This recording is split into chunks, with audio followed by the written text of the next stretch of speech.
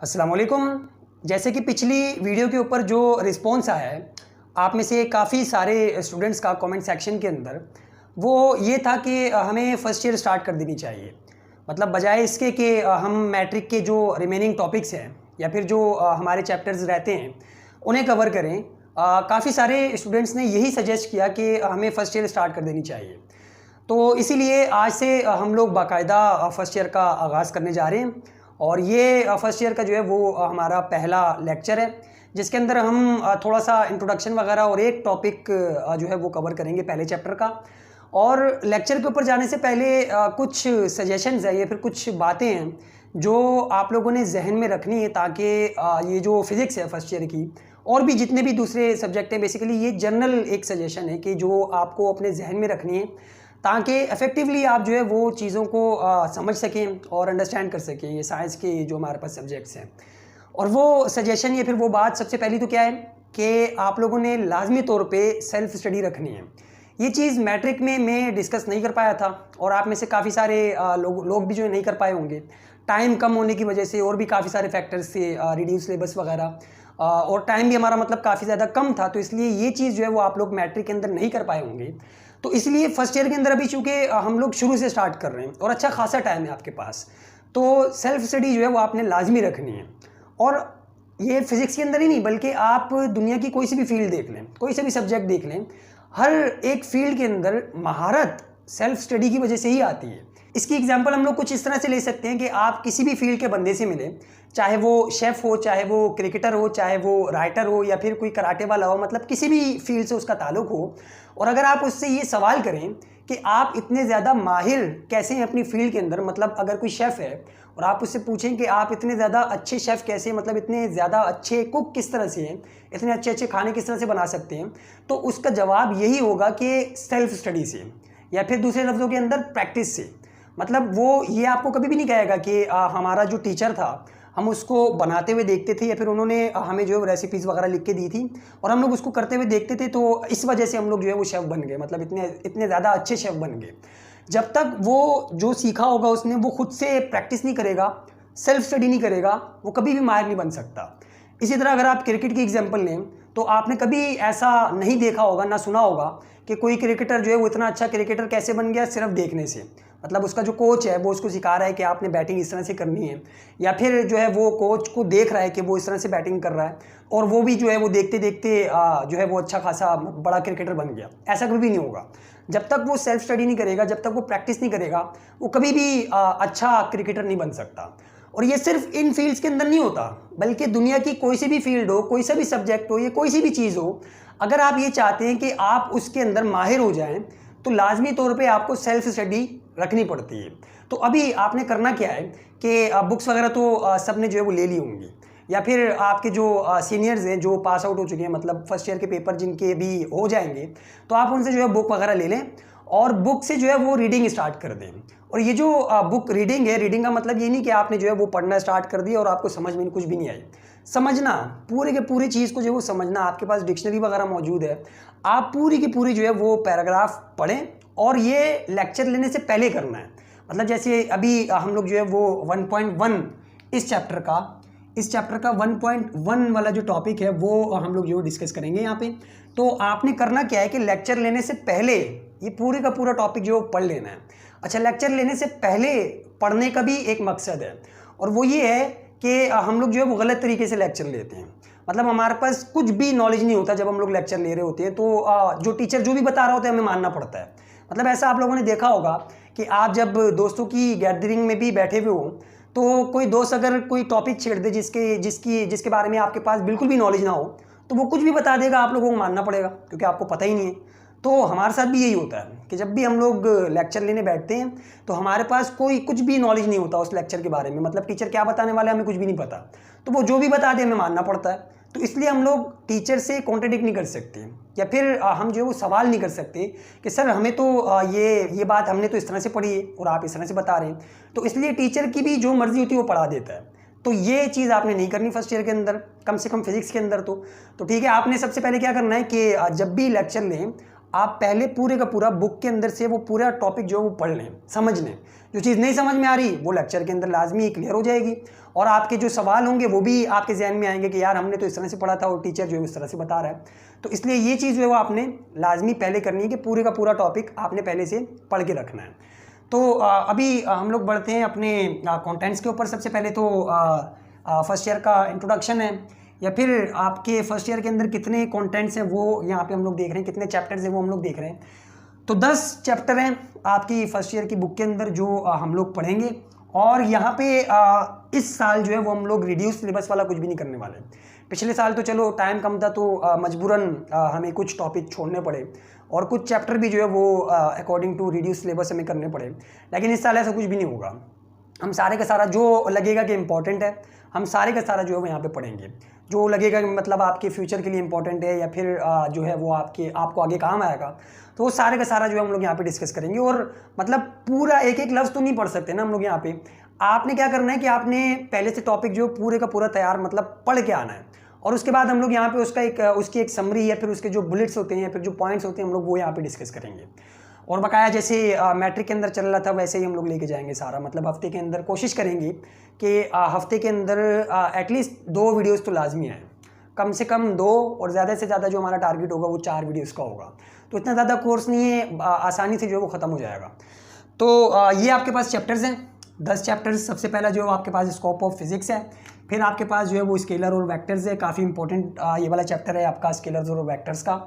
जो लोग आगे इंजीनियरिंग लेंगे, मैथमेटिक्स के अंदर भी ये वाला जो है वो आपका एक चैप्टर आएगा, और काफ़ी इंपॉर्टेंट है। मतलब आगे जितने भी चैप्टर्स हैं वो इसी के ऊपर बेस करते हैं, और फिजिक्स भी इसी के ऊपर बेस करती है। मतलब ये काफ़ी ज़्यादा इंपॉर्टेंट चैप्टर है। इसके बाद मोशन का है, और ये मोशन आपकी जो सिर्फ एक लीनियर मोशन होगी, मतलब एक डायमेंशन के अंदर होगी, जो हमने शायद मैट्रिक के अंदर पढ़ी थी, वही वाली मोशन है ये। और जो ये वाला चौथा चैप्टर है ये मोशन इन 2 डायमेंशंस है।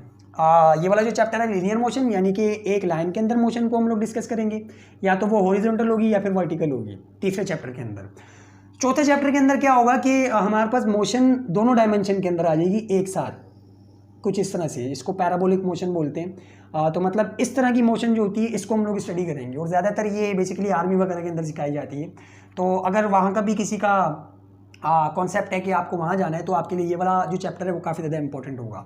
मतलब मिसाइल के लॉन्च वगैरह, या फिर अगर यहाँ से हम लोग जो है वो लॉन्च करें किसी चीज़ को, तो वो कितना दूर जाके गिरेगी, रेंज वगैरह, और इसकी हाइट कितनी होगी।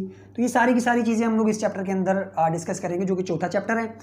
फिर आपके पास torque, angular momentum and equilibrium वाला चैप्टर है, जो कि 5वां चैप्टर है। वही जो मैट्रिक के अंदर था उसी तरह की, मतलब थोड़ी सी डिटेल में होंगी चीज़ें। फिर इसके बाद ग्रेविटेशन है, वही मैट्रिक वाला, थोड़ी सी डिटेल के अंदर होंगी चीज़ें। फिर आपके पास वर्क, पावर एंड एनर्जी, वही मैट्रिक वाला, और थोड़ी सी डिटेल में होंगी चीज़ें।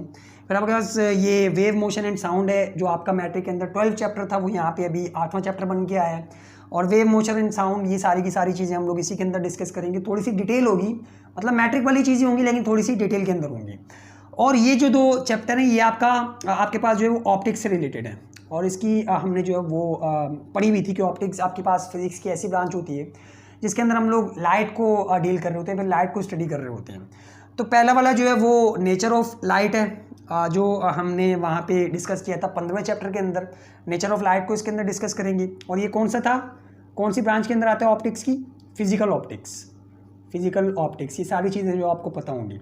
और जो ये वाली दूसरी है, ये ज्योमेट्रिकल ऑप्टिक्स लिखा हुआ है, ज्योमेट्रिकल ऑप्टिक्स। हमने दूसरी ब्रांच पढ़ी थी कि ज्योमेट्रिकल ऑप्टिक्स होती है, जिसके अंदर हम लोग मिरर्स वगैरह या फिर लेंसेज वगैरह को पढ़ते हैं। तो ये अलग से वही वाली आपके पास जो ब्रांच है। तो ये 10 चैप्टर्स हैं। इन 10 चैप्टर्स को हम लोग इस फर्स्ट ईयर के अंदर कवर करेंगे। और अब हम लोग बढ़ते हैं अपने टॉपिक के ऊपर। पहला चैप्टर स्टार्ट करने जा रहे हैं हम लोग, जो कि चैप्टर नंबर 1 है। और इसके अंदर जो टॉपिक हम लोग आज पढ़ेंगे, बेसिकली बुक को फॉलो कर रहे हैं। और आप लोगों को पहले आप इस वीडियो को पॉज करें, और पहले ये वाला जो टॉपिक है आपको फर्स्ट ईयर की बुक के अंदर जो मिल जाएगा 1.1 टॉपिक, जो आपका 1.1 है। इसे आपने जो वो समझना है पहले खुद से। कोशिश करें जहाँ तक 1.1 ख़त्म हो रहा है पूरे का पूरा पढ़ें, और उसे जो समझने की कोशिश करें। अगर समझ में आ गया तो ठीक है, जब आप लोग लेक्चर लेंगे तो और ज़्यादा क्लियर हो जाएगा। और अगर समझ में ना आया तो यहाँ पे लाजमी सी बात है, आपको सारी की सारी चीज़ें समझ में आ जाएंगी। वैसे इसके अंदर समझने का कुछ है नहीं, सिर्फ इंट्रोडक्शन वगैरह है। तो ये सारी मतलब एक हिस्ट्री टाइप की चीज़ है या फिर एक इंट्रोडक्शन है पूरा कि फिज़िक्स हमारे पास कहाँ से है। शुरू में जो है साइंस का इंट्रोडक्शन दिया हुआ है, फिर फिज़िक्स का आएगा, फिर इसकी हिस्ट्री आएगी, फिर जो है वो ब्रांचेस वगैरह आएंगी। तो छोटा सा टॉपिक है हमारे पास, तो इसको स्टार्ट करते हैं।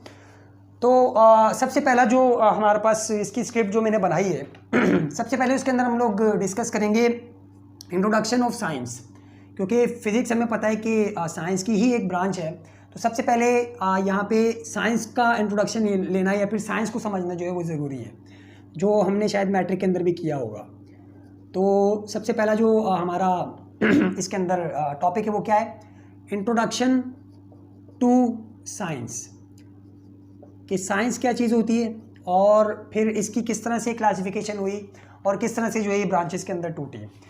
तो साइंस का कुछ इस तरह से इंट्रोडक्शन दिया हुआ उसके अंदर कि जब भी मतलब हम इंसानों की अगर हम लोग बात करें तो इंसानों को शुरू से ही मतलब इंसानों की नेचर ही ऐसी है कि ये क्यूरियस होते हैं। अपने इर्द गिर्द जब चीज़ों को देखते हैं तो इनको तजस्सुस होता है, मतलब इनको जवाब चाहिए होते हैं। मतलब जब भी हम लोग फ़र्ज़ करो कि आपकी बुक के अंदर जो एग्जांपल्स लिखी हुई हैं वो ये बताया हुआ कि जब भी हम लोग रैम्बो को देखते हैं तो उसके अंदर 7 डिफरेंट कलर्स हमें नज़र आते हैं। तो हमारे जहन में ये सवाल पैदा होता है कि यार ये 7 कलर्स किस तरह से, मतलब कलर्स क्या हैं, ये कैसे लाइट जो आपके पास टूट के 7 कलर्स के अंदर टूट रही है। इसी तरह जब हम लोग देखते हैं कि एक दरख्त से आम गिर रहा है, आपकी बुक के अंदर मैंगो की एग्जांपल दी हुई है, फिर सेब, आप कुछ भी ले लो, कि दरख्त से कोई चीज़ गिर रही है वो तो वो नीचे आ रही है। तो जब हम लोग इसको देखते हैं तो इसके बारे में भी जहन में सवाल आता है कि ऐसा क्यों हो रहा है। इसी तरह अगर हम लोग किसी चीज़ को ओपन टू एटमॉस्फेयर छोड़ दें तो उसको वो जो है जंग पकड़ लेती है, रस्टिंग ऑफ आयरन जो है वो जंग पकड़ लेता है या फिर रस्ट होना स्टार्ट हो जाता है, कोरोड होना स्टार्ट हो जाता है। इसकी एग्जांपल अभी मतलब ज़्यादातर ये जो चीज़ होती है ये कराची या फिर समुद्री इलाकों के अंदर होती है। तो कराची के अंदर तो बहुत ज़्यादा होती है यहाँ पे, क्योंकि समुंदर नज़दीक है। तो चीज़ें, लोहा जो होता है वो जंग पकड़ लेता है। जैसे अभी हम लोग जो है वो गाँव से होके आए, तकरीबन 20 या 25 दिन रहे होंगे वहाँ पे। जब वापसी आए तो हमारी बाइकें जो हैं वो जंग से भरी हुई हैं, मतलब उसको उतार के अगर बेचो तो अच्छा खासा पैसा मिलेगा, इतना ज़्यादा जंग चढ़ गया। क्योंकि बारिशें वगैरह भी हुई, और वैसे भी अगर आप ओपन छोड़ो और उसको साफ़ वगैरह ना करो तो नमी इतनी है कि यहाँ पे जंग लग जाता है चीज़ों को। तो ये क्या अमल है कि हम लोग आयरन को या फिर किसी चीज़ को जो है वो छोड़ते हैं इस तरह से मेटल को एटमॉस्फेयर के अंदर, तो वो कुछ देर के बाद जंग पकड़ लेता है। इसके पीछे क्या प्रोसेस है, या फिर ये भी सवाल हमारे जहन में उभरता है कि इसको जाने कि ये किस तरह से हो रहा है, मतलब कैसे आयरन जो है वो कोरोड हो रहा है। इसी तरह अगर हम लोग एनिमल्स को देखें, प्लांट्स को देखें तो वो खुद ब खुद ग्रो कर रहे होते हैं, या फिर एनिमल्स को देखें, खुद को देख लें तो एयर को हम लोग अंदर इनहेल कर रहे हैं, किस तरह से अंदर जा रही है ये, या फिर जो खाना खा रहे हैं वो किस तरह से हमारा पूरा अंदर जाके डाइजेस्ट होता है, और वो हर एक एक सेल के पास जो है वो हमारे पास ये फूड पहुंचता है और वहाँ से एनर्जी रिलीज़ होती है और हम अपने काम करते हैं। मतलब एक एक चीज़ अगर हम लोग देखें तो हमारे जहनों में बहुत सारे सवाल पैदा होते हैं जिनके जवाब जो है हमें चाहिए होते हैं। तो इनके जवाब हमें कहाँ मिलते हैं, साइंस के अंदर। अगर साइंस को हम लोग यहाँ पे डिफ़ाइन करें एक छोटी सी लाइन के अंदर, तो साइंस को इस तरह से डिफ़ाइन कर सकते हैं, साइंस क्या है, science is the study of nature. Science is the study of nature, क्योंकि हमें पता है कि सारी की सारी चीज़ें जो हैं वो कुदरत ने बनाई हुई है, अल्लाह ताला ने बनाई हुई हैं। तो कुदरत की किसी भी चीज़ को स्टडी करना साइंस के अंदर आता है। किसी भी चीज़ के बारे में, मतलब आपका जहन जहाँ भी जा सकता है, कोई भी चीज़ आपके जहन में आ सकती है। इस यूनिवर्स में कहीं भी चले जाओ, किसी भी चीज़ के, इस दुनिया में कोई सी भी चीज़ देख लो, तो उसके बारे में स्टडी करना क्या कहलाता है, साइंस। तो ये साइंस की जो है वो आपके पास डेफिनेशन होगी। अब क्या हुआ कि जैसे जैसे साइंस के अंदर जो है वो चीज़ें या फिर लोग सोचने लगे, तो करते करते बहुत सारी चीज़ें जो है इसके अंदर आ गई, तो इसे क्लासीफाई करना लाजमी हो गया। तो इसे क्लासीफाई किस तरह से किया, 2 ब्रांचेस के अंदर इसको जो है वो तोड़ा गया, 2 ब्रांचेस के अंदर इसे अलग अलग कर लिया गया। एक ब्रांच कौन सी है जो आपकी बुक के अंदर भी लिखी हुई है, वो कौन सी, बायोलॉजिकल साइंसेस, बायोलॉजिकल साइंसेस, और एक जो है वो आपके पास फिज़िकल साइंसेस, फिज़िकल साइंसेस। और अगर इसकी बात करें तो इसके अंदर सारी वही बोटनी, ज़ूलॉजी वगैरह आ जाती हैं, जो आप लोग पढ़ोगे अपने, जिसने मेडिकल लिया होगा वो बोटनी है, इसके बाद जो है वो ज़ूलॉजी है, और इसके बाद जो है वो आपके पास जेनेटिक्स है, और भी बहुत सारी ब्रांचेस जो हैं इसके अंदर आती हैं फिज़िकल साइंसेस के अंदर। और बेसिकली इसके अंदर होता क्या है, बायोलॉजिकल साइंसेस के अंदर हम लोग करते क्या हैं, किसकी स्टडी करते हैं, लिविंग थिंग्स की, लिविंग थिंग्स की हम लोग जो है इसके अंदर स्टडी करते हैं। जितनी भी जानदार चीज़ें हैं, मतलब जो सांस लेती हैं, उनकी स्टडी हम लोग करते हैं बायोलॉजिकल साइंसेस के अंदर। जितने भी लिविंग ऑर्गेनिजम्स हैं उनकी स्टडी हम लोग इसके अंदर करते हैं। और फिजिकल साइंसेस के अंदर हम लोग किस चीज़ के बारे में स्टडी करते हैं? नॉन लिविंग थिंग्स के बारे में। नॉन लिविंग मैटर भी बोल सकते हो आप, या फिर नॉन लिविंग थिंग्स भी बोल सकते हो। नॉन लिविंग थिंग्स ये हम लोग फिजिकल साइंसेस के अंदर करते हैं, और यहाँ पे बायोलॉजिकल साइंसेस के अंदर लिविंग थिंग्स। और इसके अंदर जो ब्रांचेस आती हैं वो कौन कौन सी हैं? मैथ्स है, आपकी केमिस्ट्री है, इसके बाद फिज़िक्स है, और इसके बाद जो है वो और भी नीचे तक जा रही है, एस्ट्रोनॉमी वगैरह या फिर जियोलॉजी वगैरह, बहुत सारी ब्रांचेस आई हुई हैं इसके अंदर। हमारा कंसर्न जो है वो किसके साथ है? फिज़िक्स। तो हम लोग जो है फिज़िक्स को डिस्कस करेंगे अभी। मतलब यहाँ से जो है आपके पास फिज़िक्स आई है। तो यहाँ पे हम जो है वो फिज़िक्स को देखते हैं, या फिर इंट्रोडक्शन देख लेते हैं फिज़िक्स का, या फिर फिज़िक्स की डेफिनेशन देख लेते हैं। फिज़िक्स, ये फिज़िक्स हमारे पास कौन सी ब्रांच है, फिर इसके अंदर हम लोग क्या चीज़ पढ़ते हैं, या फिर क्या जो है इसके अंदर स्टडी करते हैं। तो सबको पता है इसकी बेसिक डेफिनेशन कि फिज़िक्स के अंदर हम लोग क्या स्टडी करते हैं? Study of matter and energy. Matter और एनर्जी की स्टडी, और साथ ही साथ इनका आपस में जो इंट्रैक्शन है, and there interaction between them. Interaction matter की और एनर्जी की स्टडी, और इन दोनों का आपस में रिलेशन क्या है, या फिर इन दोनों का आपस में इंट्रैक्शन क्या है, ये हम लोग फिज़िक्स के अंदर स्टडी करते हैं। कि मतलब मैटर कहाँ से आया, या फिर एनर्जी जो है वो कहाँ से आई, और इसको ढूंढते हैं बेसिकली कि मैटर और एनर्जी का ओरिजिन क्या है, और ये कहाँ कहाँ मतलब उसके बाद किस तरह से आया, या फिर किस तरह से वजूद में आया, और इन दोनों का आपस में इंट्रैक्शन क्या है, या फिर रिलेशन क्या है।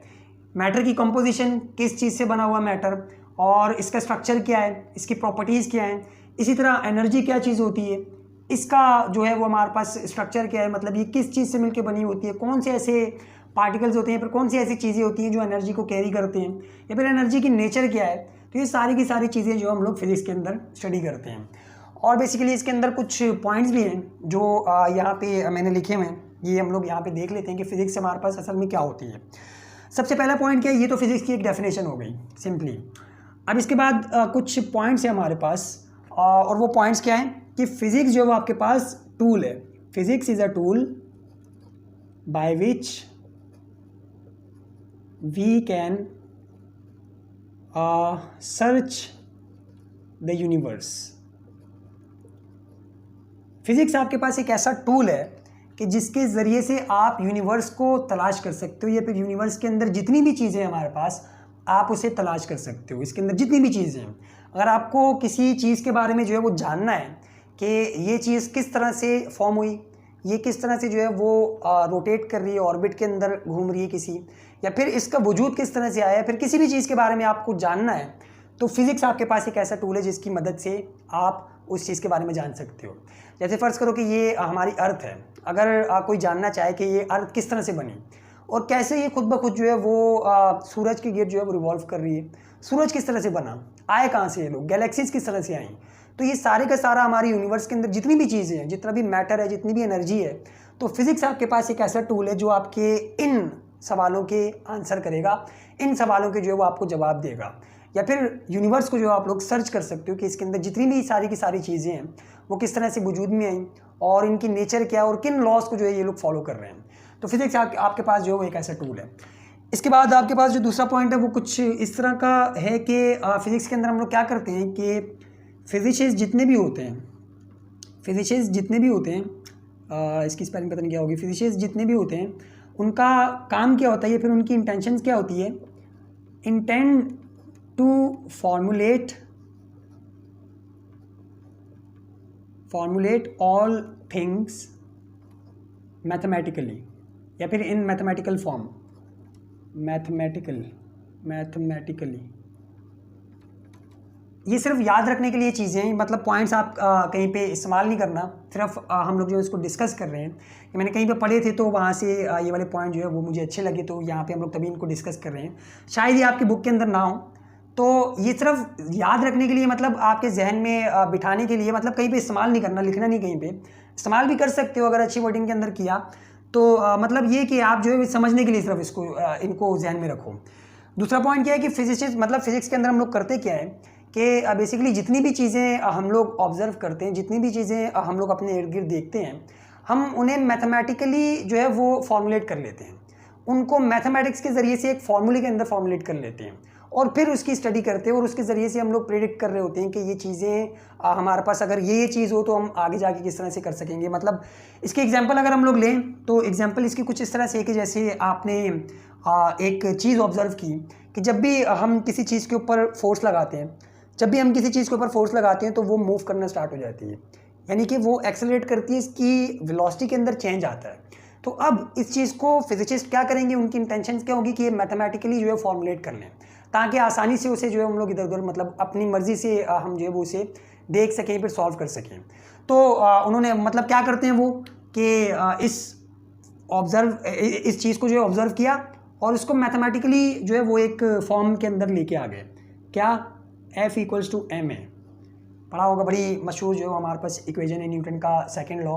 तो F=ma ये हमने क्या किया कि एक कॉमन या फिर एक जो आपके पास नेचुरल चीज़ थी उसको ऑब्जर्व किया और उसको मैथमेटिकली जो है वो फॉर्मुलेट कर लिया। अब हमारे पास जो है वो सारी की सारी चीज़ें हमारे हाथ में आ गई। अगर इसके ऊपर मैं इतनी फोर्स लगाऊं, इसका मास 10 kg है, और अगर इसके ऊपर जो है मैं 5 न्यूटन की फोर्स लगाऊं तो ये कितनी एक्सेलरेशन के साथ मूव करेगा, कितनी एक्सेलरेशन के साथ मूव करेगा।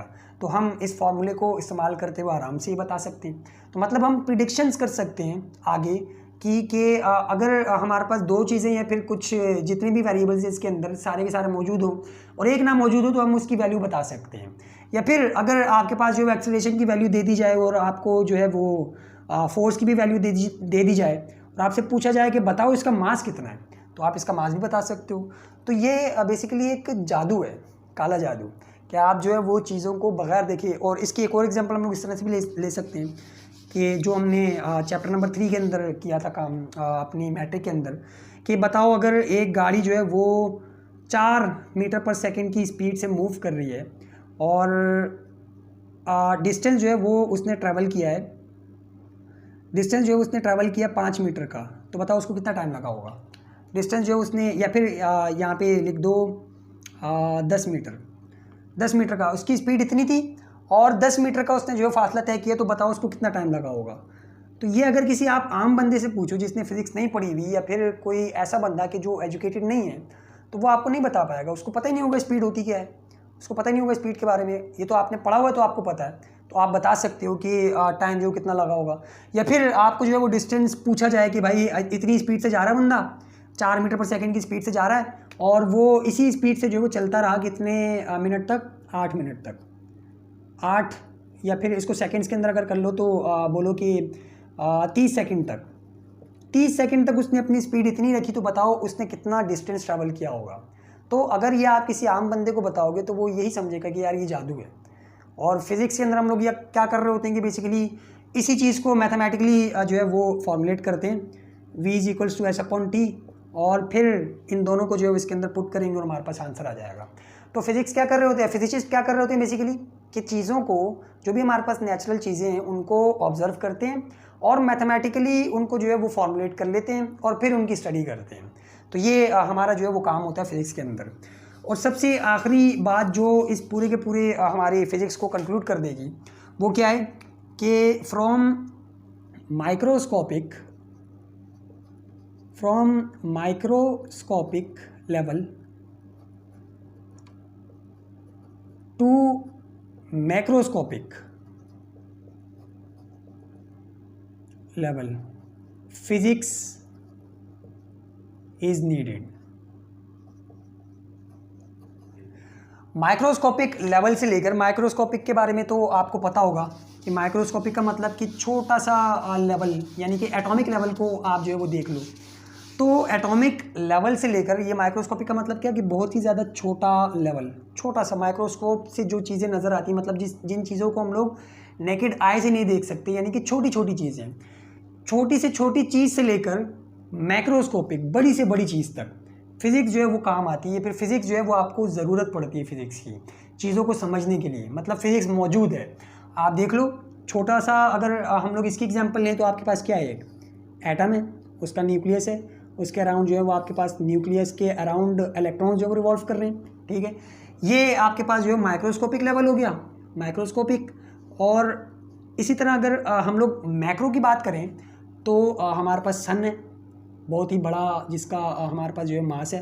सन के अराउंड जो प्लैनेट्स घूम रहे हैं, ये आपके पास मरकरी है, ये फिर आपके पास वीनस है, ये अर्थ है, और इसी तरह करते करते जो आगे तक जा रहे हैं और ये अपने अपने ऑर्बिट के अंदर जो है मूव कर रहे हैं।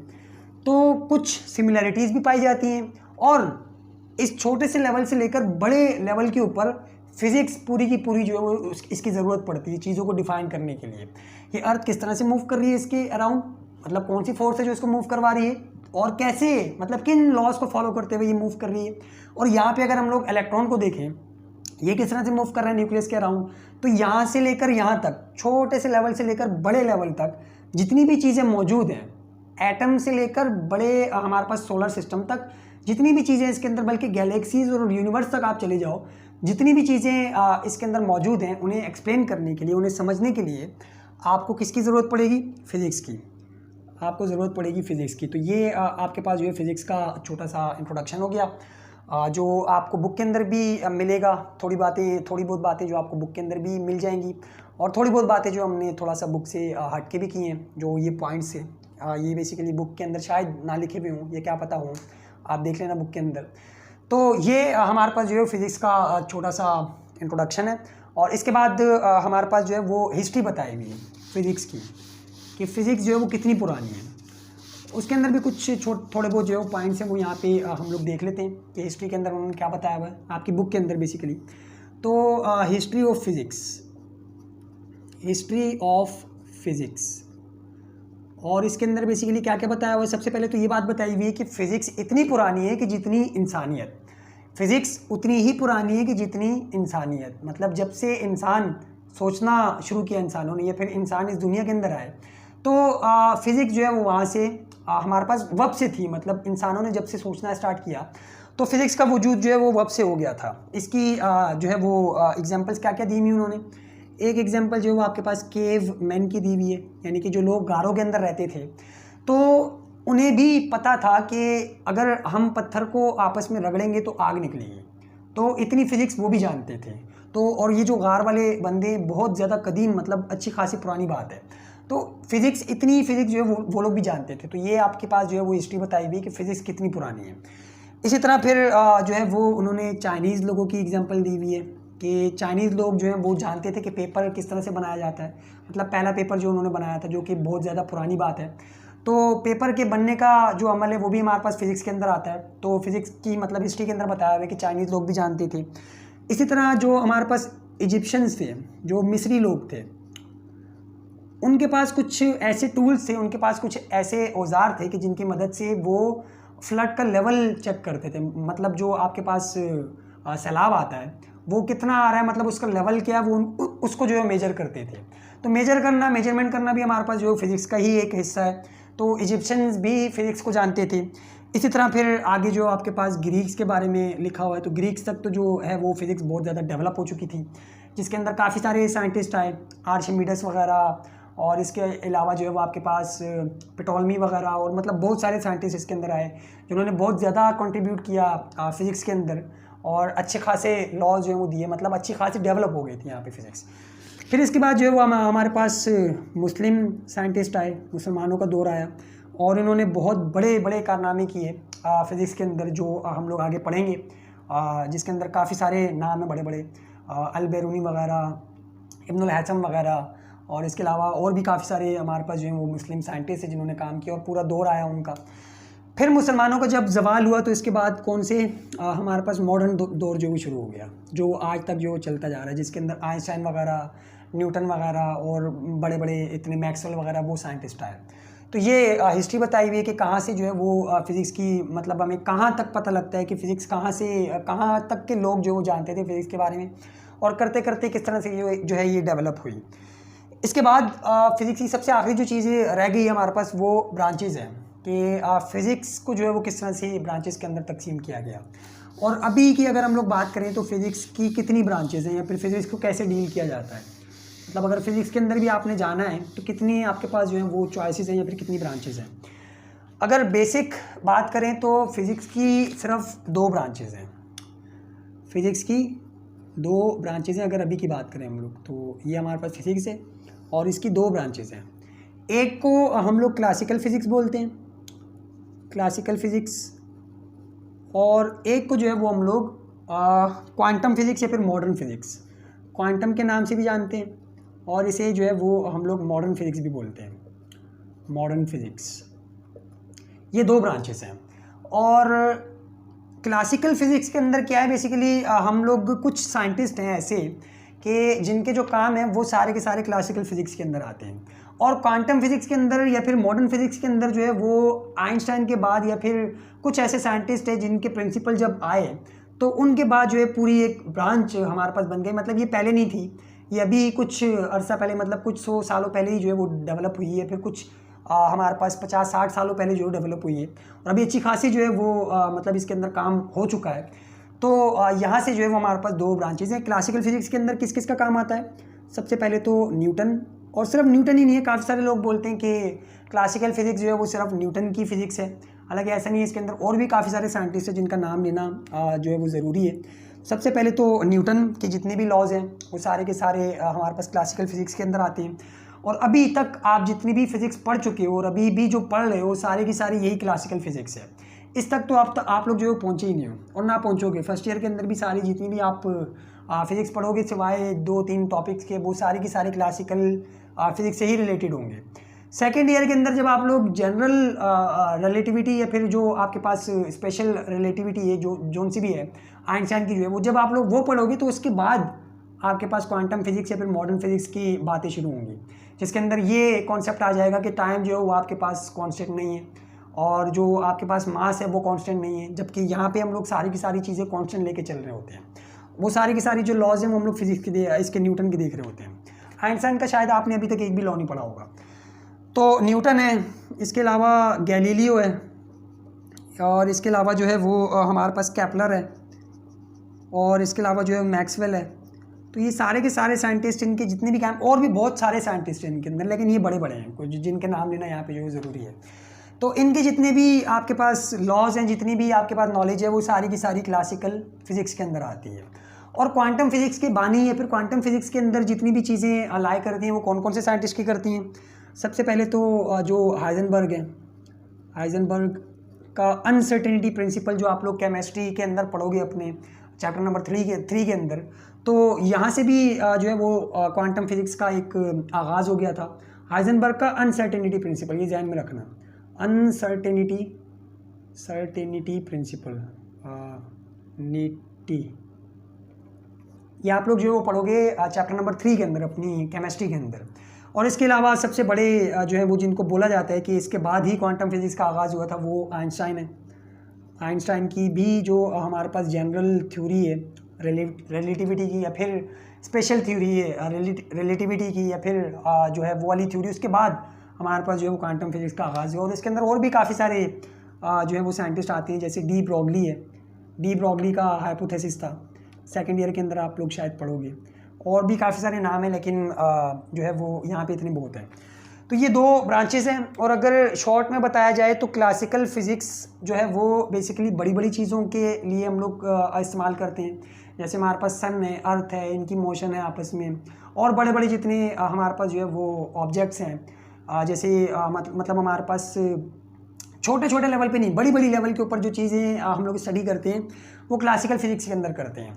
और इसके अंदर बेसिकली टाइम भी हमारे पास कांस्टेंट होता है, मास भी कांस्टेंट होता है, और जो हमारे पास तीसरी चीज़ लेंथ वगैरह वो भी कांस्टेंट होती है। यानी कि आइंस्टाइन की थ्योरी ऑफ रिलेटिविटी यहाँ पे अप्लाई नहीं हो रही होती, बल्कि हम लोग न्यूटन के सारे लॉ जो पढ़ रहे होते हैं।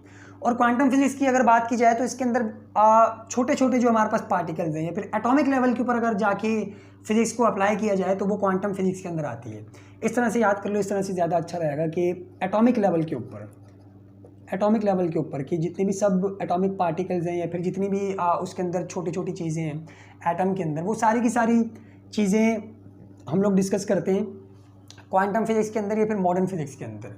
और इसके अंदर जो है वो हम लोग मैक्रो या फिर बड़े लेवल के ऊपर काम करते हैं, मतलब एटॉमिक लेवल के ऊपर नहीं होते, बड़े लेवल के ऊपर चले जाते हैं। इसको किस तरह से लिखेंगे यहाँ पे, और छोड़ दो, ये समझ लेना कि यहाँ पे जो हम लोग एटॉमिक लेवल के ऊपर बात कर रहे होते हैं, छोटी छोटी चीज़ों को स्टडी कर रहे होते हैं, और यहाँ पे जो हम लोग बड़े चीज़ों को जो स्टडी कर रहे होते हैं। तो ये 2 मेन ब्रांचेज़ हैं, और इसके अलावा जो हमारे पास दूसरी ब्रांचेज़ हैं वो तो काफ़ी सारी हैं, और वो आप लोगों ने जो है वो मैट्रिक के अंदर भी जो है पढ़ी होंगी। वो ना भी लिखें तो यहाँ पे मतलब आप लोगों को पता होगा। तो अगर लिख लेते हैं यहाँ पे कौन कौन सी हैं आपके पास। मैकेनिक्स है, अदर ब्रांचेस के अंदर कौन कौन सी आएंगी। सबसे पहले तो आपके पास जो है वो मैकेनिक्स आएगी। इसके अलावा जो है वो आपके पास पार्टिकल फिज़िक्स है, और आपके पास जो है वो न्यूक्लियर फिज़िक्स है, इलेक्ट्रॉनिक्स है, न्यूक्लियर फिज़िक्स है, इलेक्ट्रॉनिक्स है,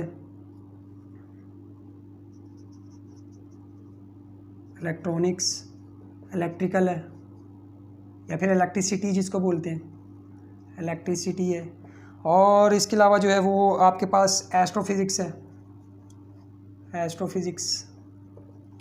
और सॉलिड स्टेट फिज़िक्स है, प्लाज्मा फिज़िक्स है, बहुत सारी हैं। और मतलब आप उसके अंदर देख लेना, सिर्फ नाम दिए हुए हैं आपकी बुक के अंदर।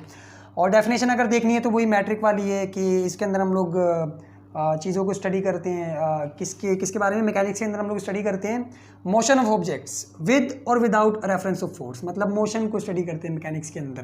काइनेमेटिक्स और डायनेमिक्स दोनों आ जाती हैं इसके अंदर। फिर पार्टिकल फिजिक्स है जिसके अंदर हम लोग छोटे छोटे जो पार्टिकल्स निकलते हैं एटम्स के अंदर से उन्हें स्टडी करते हैं।